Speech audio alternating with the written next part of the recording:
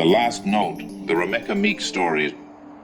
She wrote the note that morning like mothers do. You're the coolest, smartest, funniest kid I know. Tucked it in his lunchbox next to the sandwich, and Apple took a photo for Instagram because that's what we do now, share our small moments before they become our last moments. Rebecca, 31, nursing student, single mom, big meeks to her friends. Drove her boy to school in the South Loop where the buildings lean in and the cameras watch everything and nobody notices until it's too late.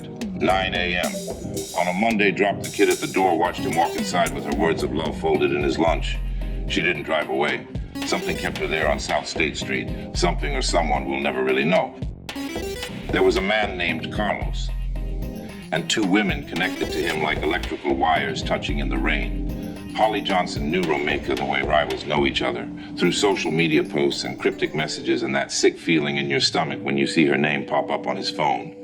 The details don't matter much because the details are always the same. Jealousy, possession, the stupid violence we commit over people who aren't even worth it. They met on the street that Monday morning. Words first. Words are always first. Then hands grabbing hair and cloth. Two women fighting in front of the morning commuters who stopped to watch like it was entertainment, like it was YouTube content, like it wasn't someone's mother about to die. Carlos showed up. Of course he did. Put Romeka in a headlock, held her from behind, while Holly ran to her car, and the witnesses knew even before it happened what was coming next.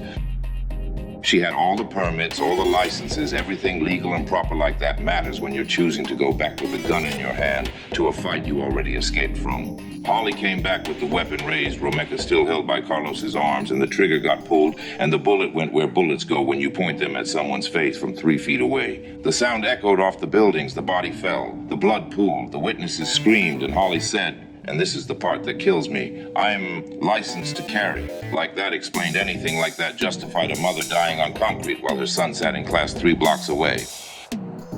Chicago PD arrived in 3 minutes flat. They're good at showing up after the dying is done. Paramedics tried, doctors tried, but you can't unshoot a bullet through someone's brain. 10:15 a.m. Romeka Meeks Blackman pronounced dead at Stroger Hospital, while her mother had to figure out how to tell a little boy that mommy isn't coming home from drop-off. Holly told the detective she was scared Romeka was aggressive. She feared for her life. She had the right to defend herself. And the prosecutors looked at the surveillance video, looked at the witness statements, looked at Illinois law and said, reasonable belief of imminent harm, and let her walk. No charges filed, no trial, no jury, no justice. Just paperwork and legal definitions and one dead mother and one free shooter and the rest of us trying to understand how this is how it works. That lunchbox note went viral. Of course it did. Shared 500,000 times by people who never knew Romeka, who wanted to feel something for 5 seconds before scrolling to the next tragedy. You're the coolest, smartest, funniest kid I know. The boy still has it in a frame somewhere in his grandmother's house where he lives now, quiet and withdrawn, shut down emotionally. Because how do you process that your mother dropped you at school and got murdered before lunch and nobody went to prison? Tina McMillan, Romeka's mother, stands at vigils, releases, balloons, demands justice from a system that's already moved on to the next case, the next body, the next family screaming into the void. The case is technically open, which means technically closed, which means nobody's coming to fix this, to make it right, to explain to that little boy why the law protects the woman who killed his mother more than it protected his mother.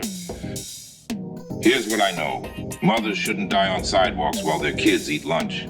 Legal gun ownership shouldn't mean you get to kill someone and walk away because you said the magic words, I was scared. And love, if that's what this was about, love or jealousy or whatever passes for it, love shouldn't cost someone their life, their child, their future. But it does. It did. It will again tomorrow in some other city, some other street, some other mother writing some other note that will be the last thing she ever writes. The poets are supposed to make sense of this, to find meaning in the senseless, to transform tragedy into art. But fuck that. Romeka is dead. Her kid is traumatized. Holly Johnson is free. Carlos goes on with his life. And the rest of us write poems and social media posts and think pieces, and none of it brings her back or fixes the system or stops the next one.